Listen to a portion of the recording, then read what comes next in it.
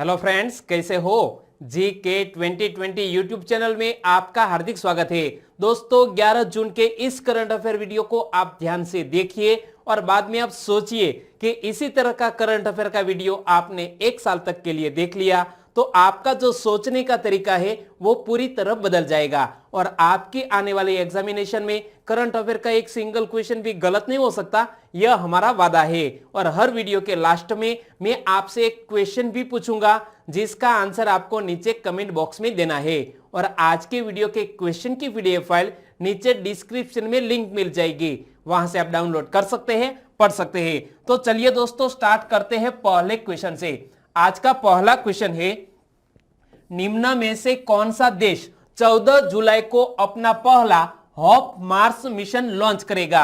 Hope Mars mission launch करने जा रहा है यूएई देश, यानी कि इस क्वेश्चन का सही आंसर है ऑप्शन डी, संयुक्त अरब अमीरात। लेकिन बात करते हैं होप मार्स मिशन की, तो संयुक्त अरब अमीरात मंगल ग्रह पर इस प्रकार का मिशन लॉन्च करने वाला पहला अरब देश बन जाएगा यदि पर्यावरण सानुकूल रहा है और टाइम पर लॉन्चिंग हो जाती है तो 14 जुलाई को अपनी यात्रा शुरू करेगा यह मंगल मिशन और संभवतः फरवरी 2021 में मंगल ग्रह तक पहुंच सकता है। और यहां हम बात करते हैं जब यूएई की और इस घटना की तो और भी क्वेश्चन बन सकते हैं, जैसा कि इस कार्यक्रम का वित्त पोषण किसके द्वारा किया जा रहा है, तो यूएई स्पेस एजेंसी द्वारा इस मंगल मिशन को वित्त पोषित किया जा रहा है। और यह यूएई के अंतरिक्ष यान यानी कि स्पेस क्राफ्ट को कहां से लॉन्च किया जाएगा, यूएई में से यह लॉन्च नहीं होने वाला है दोस्तों, यह जापान से मंगल मिशन लॉन्च होने वाला है और इसीलिए आपको यूएई के बारे में पता होना चाहिए। तो पहले तो यहां आप मैप में देखिए कि यहां पर हमारा इंडिया, यहां पर गुजरात और गुजरात से आगे बढ़ते हुए यहां गल्फ ऑफ ओमान और यहां पर स्थित है यूएई यानी कि यूनाइटेड अरब अमीरात, जिसकी कैपिटल का नाम क्या है, अबू धाबी। और यूएई की करेंसी है यूएई दिरहम। यूएई के वर्तमान राष्ट्रपति कौन है, खलीफा बिन जायद अल नाह्यान, जो यूएई के राष्ट्रपति है। और यूएई के प्रधानमंत्री कौन है, मोहम्मद बिन राशिद अल मक्तूम, वो यूएई के प्रधानमंत्री है। तो दोस्तों इसी तरह हर क्वेश्चन से जुड़े इंपॉर्टेंट फैक्ट मैं आपके सामने रखूंगा और यह तरीका हमारा अच्छा लगता है तो लाइक करना मत भूलिएगा। दूसरा क्वेश्चन, निम्न में से किस वर्ष में रेमन मैग्सेस पुरस्कार को रद्द नहीं किया गया। यहां हमें पूछा गया है रद्द नहीं किया गया, यदि हमने जल्दबाजी की तो हमारा यह क्वेश्चन गलत हो सकता है और इसीलिए पूरे क्वेश्चन को ध्यान से पढ़ना होगा। रद्द नहीं किया गया है तो 2020 में कोविड-19 के महामारी के कारण यह रेमन मैग्सेस पुरस्कार को रद्द कर दिया गया है। और इससे पहले 1970 और 1990 में भी इस पुरस्कार को रद्द कर दिया गया था, लेकिन 1980 में इस पुरस्कार को रद्द नहीं किया गया, यानी कि हमारा सही आंसर बन जाता है ऑप्शन सी 1980। और यहां हम बात करते हैं रेमन मैग्सेस पुरस्कार की, तो एशिया के नोबेल पुरस्कार से भी जाना जाता है यह रेमन मैग्सेस पुरस्कार। और यह तीसरी बार हुआ है, कितनी बार, तीसरी बार हुआ है जब रेमन मैग्सेस पुरस्कार को रद्द किया गया है। तो पहली बार कब रद्द किया गया था, 1970 में आर्थिक संकट के दौर में पहली बार रद्द कर दिया गया। 1990 में फिलीपींस में आए भयानक भूकंप के कारण दूसरी बार रद्द कर दिया गया और 2020 में कोरोना वायरस महामारी के कारण रद्द कर दिया गया है। यानी कि यहां आप साल देख सकते हैं 70, 90 और 20, आसानी तरीके से आप याद रख सकते हैं। और यहां हम बात करते हैं रेमन मैग्सेस पुरस्कार की, तो इनसे जुड़े मोस्ट इंपोर्टेंट क्वेश्चन यह भी बन सकता है कि वर्ष 2019 में किसको रेमन मैग्सेस पुरस्कार से सम्मानित किया गया था। तो हमारे भारतीय व्यक्ति यहां आप देख सकते हैं रवीश कुमार, कौन, रवीश कुमार को 2019 में रेमन मैग्सेस पुरस्कार से सम्मानित किया गया था और वो हमारे भारतीय पत्रकार है। और यह पुरस्कार मुख्यतः 5 श्रेणियों में दिया जाता है, यानी कि एक भारतीय व्यक्ति रवीश कुमार, तो और 4 व्यक्ति है जिसे 2019 का रेमन मैग्सेस पुरस्कार मिला है। तो इसे भिन्न भिन्न कैटेगरी में पुरस्कार दिया जाता है। इसमें से रवीश कुमार को जर्नलिज्म के क्षेत्र में यह रेमन मैग्सेस पुरस्कार दिया गया है। और इसके अलावा म्यांमार, थाईलैंड, फिलीपींस और साउथ कोरिया के व्यक्ति को यह रेमन मैग्सेस पुरस्कार 2019 का भी मिला है। और यहां हम रेमन मैग्सेस पुरस्कार की बात करते हैं तो इनके जो इतिहास है इनमें से यह बात आप याद रख लीजिए कि यह पुरस्कार किसकी स्मृति में दिया जाता है। फिलीपींस के 7वें राष्ट्रपति रेमन मैग्सेस की स्मृति में यह रेमन मैग्सेस पुरस्कार दिया जाता है। और रॉकफेलर ब्रदर्स फंड के ट्रस्टियों द्वारा यह पुरस्कार कब स्थापित किया गया था? वर्ष 1957 में यह रॉकफेलर ब्रदर्स फंड ट्रस्टियों द्वारा इस पुरस्कार को स्थापित किया गया था और अब तक इसे 3 बार स्थगित कर दिया गया है।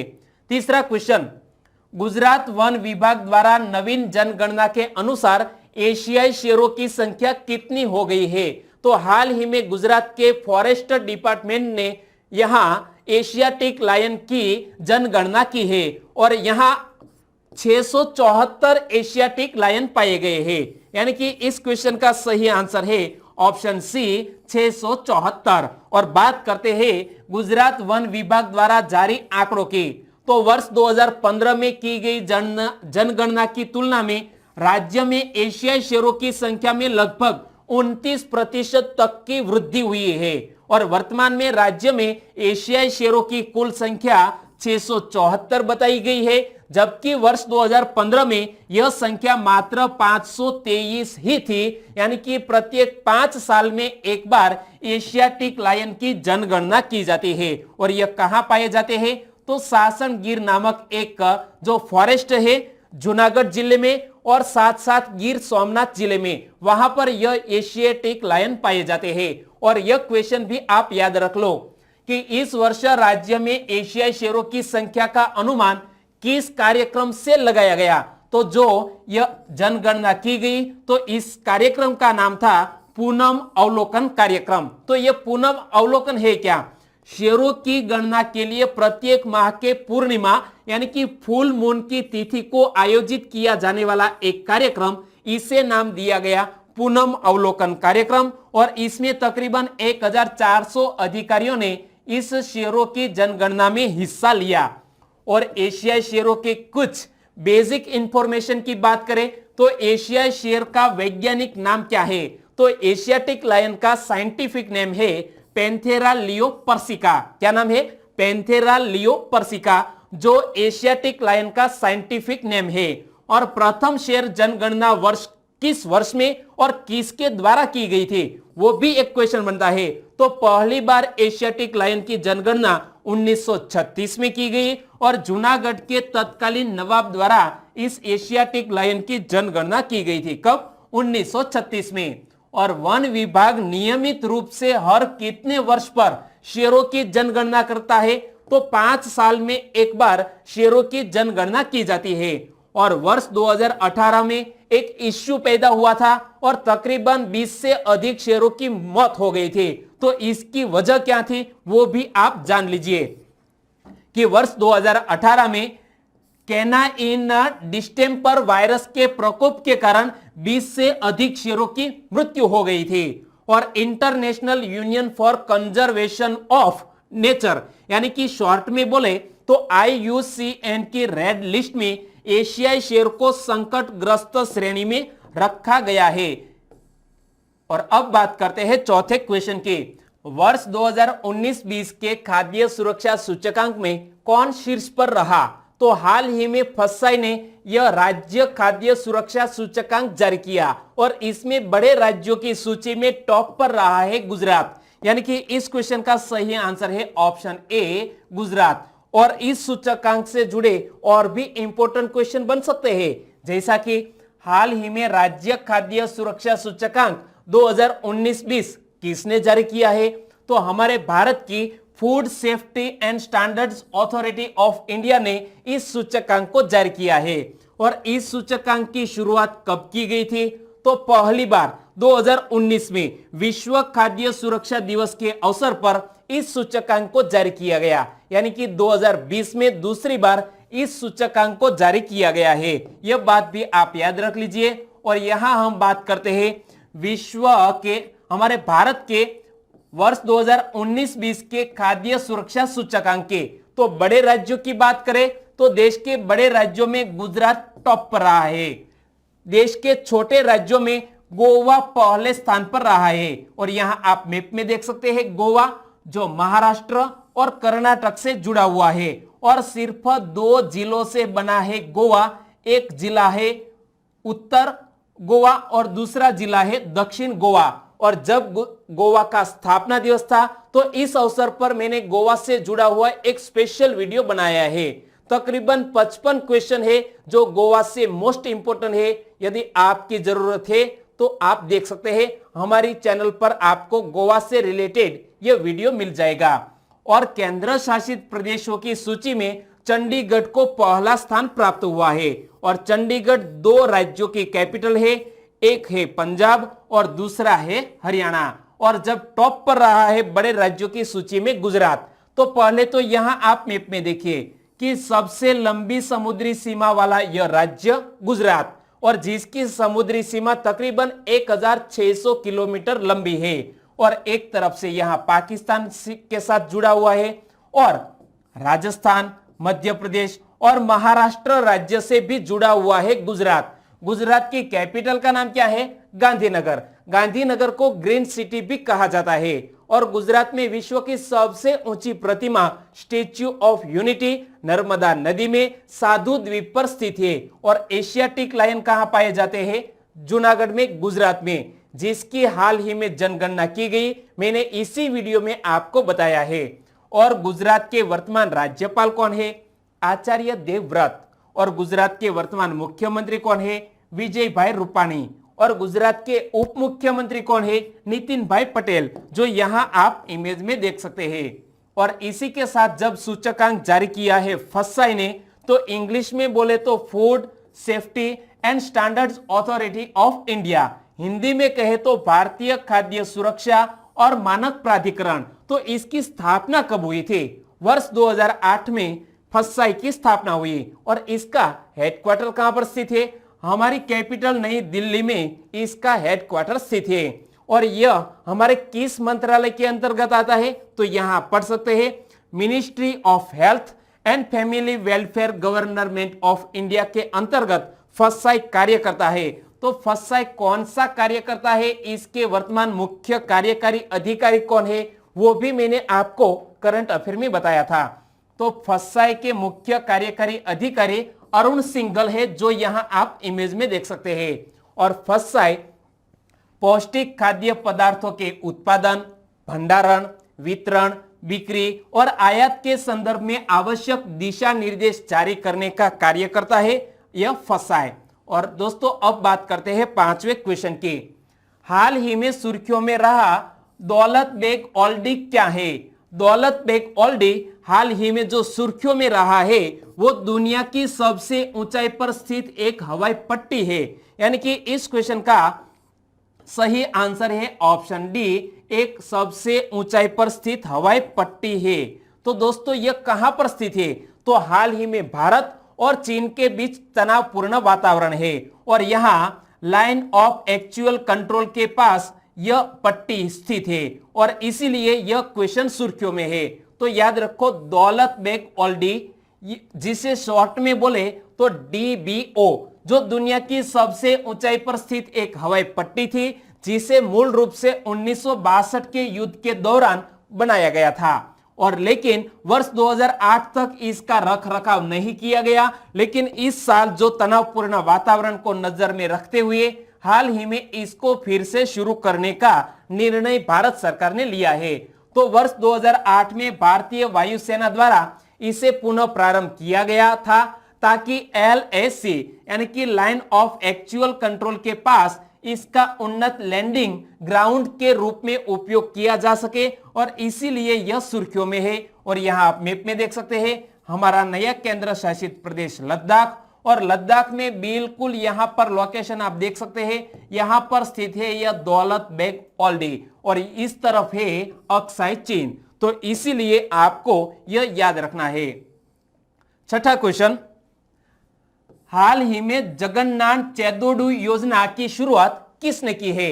जगन्नाथ चेदोडू योजना की शुरुआत हाल ही में आंध्र प्रदेश की सरकार ने की है, यानी कि इस क्वेश्चन का सही आंसर है आंध्र प्रदेश सरकार। लेकिन जगन्नाथ चेदोडू योजना का उद्देश्य क्या है? तो याद रखो, कोविड-19 महामारी के कारण अपनी आजीविका जुटाने में असमर्थ टेलर्स, नाई और वॉशरमैन को वित्तीय सहाय प्रदान करने हेतु हाल ही में आंध्र प्रदेश की सरकार ने यह योजना लॉन्च की है और आंध्र प्रदेश के मुख्यमंत्री वाईएसआर जगनमोहन रेड्डी ने इस योजना की घोषणा की है और इस योजना के अंतर्गत 60 वर्ष से कम आयु के 2.47 लाख लाभार्थियों को 10,000 रुपए की एक मुश्त वित्तीय सहायता प्रदान करती है यह योजना, और जिसको हाल ही में वाईएस जगनमोहन रेड्डी बोले तो आंध्र प्रदेश के चीफ मिनिस्टर ने लॉन्च किया है। सातवां क्वेश्चन, भारत सरकार ने तत्काल प्रभाव से बांस आयात पर लगने वाले सीमा शुल्क 10% से बढ़ाकर कितना कर दिया? तो भारत सरकार ने तत्काल बांस आयात पर लगने वाले सीमा शुल्क को 10% के बढ़ाकर सीधा कर दिया है 25%, यानी कि इस क्वेश्चन का सही आंसर है ऑप्शन सी 25%। लेकिन इस बांस आयात पर लगने वाले सीमा शुल्क को बढ़ाने का उद्देश्य क्या है? तो आत्मनिर्भर भारत अभियान के तहत घरेलू बांस के उपयोग को प्रोत्साहित करना इसका उद्देश्य है, ताकि विदेश से आने वाले बांस को हम रोक सके और हमारे भारत के जो घरेलू बांस है इसका उपयोग कर सके। और इससे किसानों के साथ साथ micro, small and medium enterprises, अगरबत्ती निर्माताओं को भी फायदा मिलेगा और इसीलिए हाल ही में सरकार ने यह कदम उठाया है। और जब बात करते हैं बांस की, तो इनसे जुड़े हुए 3 मोस्ट इंपोर्टेंट क्वेश्चन बन सकते हैं दोस्तों, जैसा कि विश्व बांस संगठन द्वारा विश्व बांस दिवस कब मनाया जाता है? हर साल वर्ल्ड बेम्बू डे मनाया जाता है 18 सितंबर को। और एक क्वेश्चन बनता है कि भारत में बांस का सबसे बड़ा उत्पादक राज्य कौन है? तो असम भारत का सबसे बड़ा बांस उत्पादक राज्य है। और बांस उत्पादन में पूरी दुनिया में सबसे बड़ा उत्पादक देश कौन है? तो चीन। और भारत बांस उत्पादन में पूरी दुनिया में दूसरा सबसे बड़ा उत्पादक देश है। पहले स्थान पर है बांस उत्पादन में चाइना और दूसरे स्थान पर है हमारा देश भारत। 8वां क्वेश्चन, हाल ही में सुर्खियों में रहे अनन्या के मामले में कौन सा विकल्प सही है? अनन्या शब्द सुर्खियों में है, इसका सही ऑप्शन है एक कीटाणुनाशक स्प्रे जो हाल ही में शोधकर्ताओं ने इसे विकसित किया है और इसीलिए इस क्वेश्चन का सही आंसर है एक कीटाणुनाशक स्प्रे जिसका नाम दिया गया है अनन्या। तो किसके शोधकर्ताओं ने इसे खोजा है? तो देखो, पुणे स्थित defence institute of advance technology ने कोविड-19 का मुकाबला करने के लिए अनन्या नामक नैनो तकनीक आधारित कीटाणुनाशक स्प्रे विकसित किया है, यानी कि नैनो टेक्नोलॉजी की मदद से यह अनन्या स्प्रे विकसित किया गया, जिसका मुख्य हेतु है कोविड-19 के वायरस का मुकाबला करना, जिसको विकसित किया है इस संस्थान ने। तो देखो, यह mask, PPE, hospital linen, medical instrument सहित सभी प्रकार की सतहों को कीटाणु रहित करने में प्रभावी है और यह 24 घंटे तक प्रभावी रहती है, यानी कि कीटाणु को नाश करने में और कोविड-19 से बचाने में हमें मदद मिल सकती है। और इसी स्प्रे को डेवलप किया है DIAT ने। इसका पूरा नाम क्या होता है? Defence institute of advance technology Pune. और वह हमारे किस मंत्रालय के अंतर्गत कार्य करता है? तो रक्षा मंत्रालय के तहत यह संचालित है संस्थान, और इस संस्थान के कुलाधिपति हमारे देश के रक्षा मंत्री होते हैं, यानी कि हमारे देश के रक्षा मंत्री राजनाथ सिंह DIAT के वर्तमान कुलाधिपति है। और DIAT का कार्य क्या है? वायुसेना, थल सेना और नौसेना के अधिकारियों को प्रशिक्षित करना इस संस्थान का उद्देश्य है, जिसकी स्थापना 1952 में हुई थी। तो DIAT से जुड़े इतने फैक्ट आपको याद रखने हैं। 9वां क्वेश्चन, मर्सर के 2020 कॉस्ट ऑफ लिविंग सर्वे के अनुसार भारत कौन सा शहर प्रवासियों के लिए सबसे महंगा शहर है?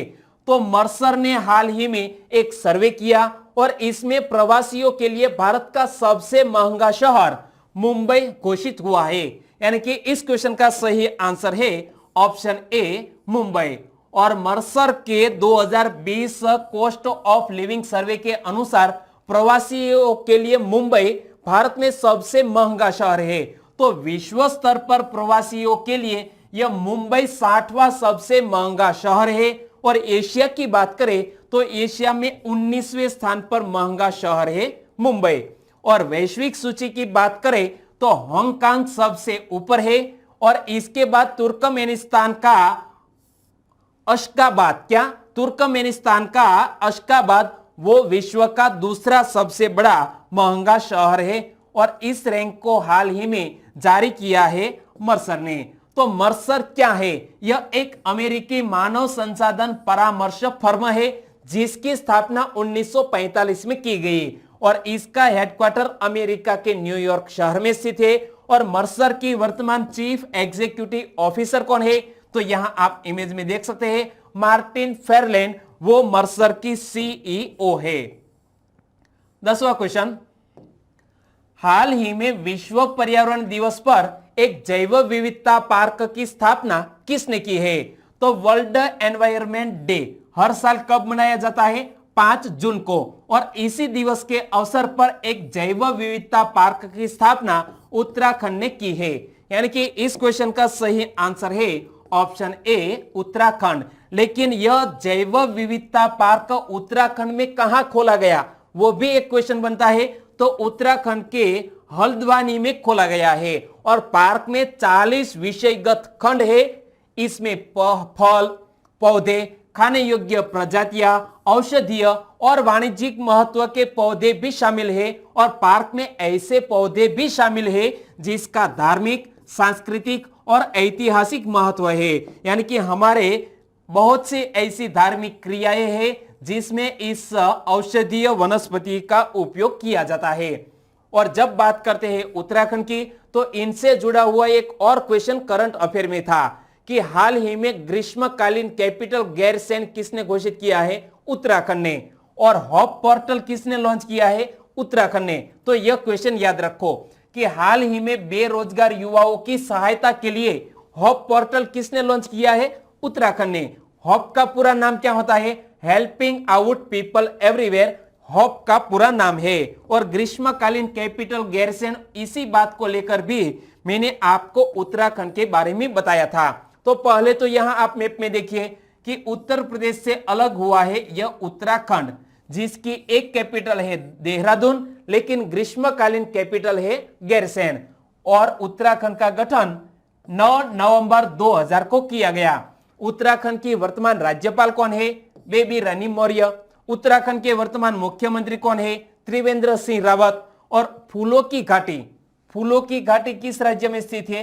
वो भी उत्तराखंड में स्थित है, लेकिन उत्तराखंड के गढ़वाल क्षेत्र में स्थित है। यह बात भी आप याद रख लीजिए। और भारत का सबसे पुराना national park Jim Corbett national park, वो भी कहां पर स्थित है? वो भी उत्तराखंड में स्थित है। यह बात भी आप याद रख लीजिए। 11वां क्वेश्चन, हाल ही में फ्लाईजी नामक एक एप्लीकेशन किसने विकसित की है? फ्लाईजी नामक एक एप्लीकेशन हाल ही में IIT गुवाहाटी के शोधकर्ताओं ने विकसित की है। यानी कि इस क्वेश्चन का सही आंसर है IIT गुवाहाटी। और उन्होंने इस फ्लाईजी एप्लीकेशन को डेवलप किया है। तो यह किस तरह हेल्पफुल हो सकती है? कोविड-19 महामारी के दौरान अनुकूल और संपर्क रहित हवाई यात्रा के लिए यह फ्लाईजी एप्लीकेशन हेल्प रूप हो सकती है। और इसको हाल ही में विकसित किया है IIT गुवाहाटी के शोधकर्ताओं ने। और हम इस एप्लीकेशन की बात करें तो इस मल्टी फंक्शन एप्लीकेशन फ्लाईजी को international air transport association, short में बोले तो IATA के नियमों के अनुसार बनाया गया है। और यह एक हाइब्रिड सॉफ्टवेयर आधारित एप्लीकेशन है जो भविष्य में हवाई अड्डे की पूर्ण सॉफ्टवेयर प्रणाली को बदले बगैर फेस बायोमेट्रिक मान्यता का भी समर्थन करेगा। और यहां जब बात करते हैं IATA की, तो IATA इसका पूरा नाम मैंने बताया, इंटरनेशनल एयर ट्रांसपोर्ट एसोसिएशन, जिसका हेडक्वार्टर कनाडा के मॉन्ट्रियल में स्थित है। और IATA की स्थापना 19 अप्रैल 1945 को की गई थी। ऑफिशियल लोगो भी आप देख सकते हैं। 12वां क्वेश्चन, हाल ही में पियरे कुरुनजीजा का निधन हो गया, वे किस देश के राष्ट्रपति थे? तो यहां आप देख सकते हैं इमेज में पियरे कुरुनजीजा जिसका निधन हो गया वो बुरुंडी देश के राष्ट्रपति थे। यानी कि इस क्वेश्चन का सही आंसर है बुरुंडी देश। वो कहां पर स्थित है? तो एक अफ्रीकी देश है बुरुंडी। तो याद रखो, अफ्रीकी देश बुरुंडी के राष्ट्रपति कुरुनजीजा का 65 साल की आयु में कार्डियक, किस बीमारी से? कार्डियक अरेस्ट के कारण निधन हो गया है। और 15 साल तक सत्ता में रहने के बाद वे अगस्त में सत्ता छोड़ने वाले ही थे, लेकिन इससे पहले इसका निधन हो गया। और उन्हें उनके शांति प्रयासों के लिए 7 अंतरराष्ट्रीय पुरस्कार दिए गए हैं। और इसी महान व्यक्ति का हाल ही में निधन हो गया है। और जब बात करते हैं बुरुंडी देश की, तो पहले तो यहां आप मैप में देखिए, यह है बुरुंडी, जिसके अगल बगल में कोंगो DRC, रवांडा, युगांडा और तांजानिया जैसे देश स्थित है। और बुरुंडी की 2 कैपिटल है, एक राजनीतिक राजधानी जिसका नाम है गिटेगा और दूसरी है कॉमर्शियल कैपिटल जिसका नाम है बुजुम्बुरा। क्या है? बुजुम्बुरा। और बुरुंडी की करेंसी है बुरुंडियन फ्रैंक। तो यह हर देश से जुड़े फैक्ट होते हैं जो आपको याद रखने चाहिए। 13वां क्वेश्चन, हाल ही में सुर्खियों में रही अथिरापल्ली जल विद्युत परियोजना का संबंध किस राज्य से है? हाल ही में अथिरापल्ली जल विद्युत परियोजना जो सुर्खियों में आई है, इसका संबंध केरल राज्य से है। यानी कि इस क्वेश्चन का सही आंसर है ऑप्शन डी, केरल। लेकिन यह परियोजना सुर्खियों में क्यों आई? क्योंकि भारी जन विरोध के बीच केरल सरकार ने त्रिशूर जिले में चालकुड्डी नदी पर प्रस्तावित विवादास्पद अथिरापल्ली जल विद्युत परियोजना पर फिर से आगे बढ़ने का निर्णय लिया है। और इसीलिए यह परियोजना फिर से सुर्खियों में आई है। और यहां जब इस विद्युत परियोजना की बात करते हैं तो 163 मेगावाट की स्थापित क्षमता वाली इस परियोजना सर्वप्रथम वर्ष 1979 में बनाई गई थी। और इस परियोजना के तहत 23 मीटर ऊंचाई और 311 मीटर लंबाई का एक गुरुत्वाकर्षण बांध प्रस्तावित किया गया था। और इसी को किस नदी पर आकार करने वाले हैं? चालकुड्डी नदी पर यह परियोजना को निर्मित किया जाएगा। तो चालकुड्डी नदी केरल की 4थी सबसे लंबी नदी है। यह नदी केरल के पलक्कड़, त्रिशूर और एर्नाकुलम जिलों से होकर निकलती है, जो केरल की 4थी सबसे बड़ी नदी है। और जब बात करते हैं केरल की, तो केरल से जुड़ा हुआ यह क्वेश्चन मैंने आपको कुछ दिन पहले ही बताया था कि गरीबी रेखा से नीचे रहने वाले लोगों को फ्री इंटरनेट प्रदान करने वाला पहला राज्य कौन बन गया? तो इसका भी सही आंसर आता है केरल। और बात करते हैं केरल की, तो पहले तो यहां आप मैप में देखिए, यहां पर दक्षिण में स्थित केरल, जिसके आसपास में एक तरफ है कर्नाटक और यहां पर तमिलनाडु स्थित है। और केरल का गठन 1 नवंबर 1956 को किया गया। केरल में जिलों की संख्या है 14। केरल की कैपिटल का नाम है तिरुवनंतपुरम। केरल के राज्यपाल है आरिफ मोहम्मद खान और केरल के मुख्यमंत्री है पिनराई विजयन। और केरल की मुख्य भाषा है मलयालम। केरल का राजकीय वृक्ष है नारियल। केरल का राजकीय पुष्प है अमलतास और केरल का राजकीय पशु है हाथी। हाथी को सुनते ही आपको एक क्वेश्चन करंट अफेयर में याद आ गया होगा कि कुछ दिन पहले ही कुछ नराधमों ने एक हाथी को मार डाला था। किस तरह? तो पटाखों से भरे अनानस को हाथी को खिला दिया गया और बाद में अनानस फट गया और मुंह के मसूड़े बाहर निकल आए और इसी तरह क्रूरता से एक हाथी को मारा गया, वो भी शांत घाटी फॉरेस्ट केरल में। और केरल का राजकीय पक्षी का नाम क्या है? Great hornbill. तो यह बात आपको याद रखनी है। और अब बात करते हैं पिछले वीडियो के क्वेश्चन की। तो लास्ट वीडियो में मैंने आपसे क्वेश्चन पूछा था कि हाल ही में सुर्खियों में रहा Aryabhatta research institute of observation science कहां पर स्थित है? तो यह नैनीताल में स्थित है।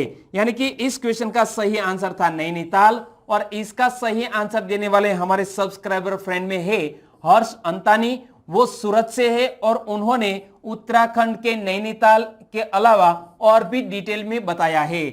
तो काचोट रमेश भाई ने नैनीताल सही आंसर दिया, साथ साथ उन्होंने उत्तराखंड कैपिटल 2, एक देहरादून और ग्रीष्मकालीन कैपिटल गैरसैंण। तो इसी तरह डिटेल में लिखने के लिए काचोट रमेश भाई को बहुत बहुत धन्यवाद। और सौंदरवा अशोक भाई, उन्होंने भी इस क्वेश्चन का सही आंसर दिया है।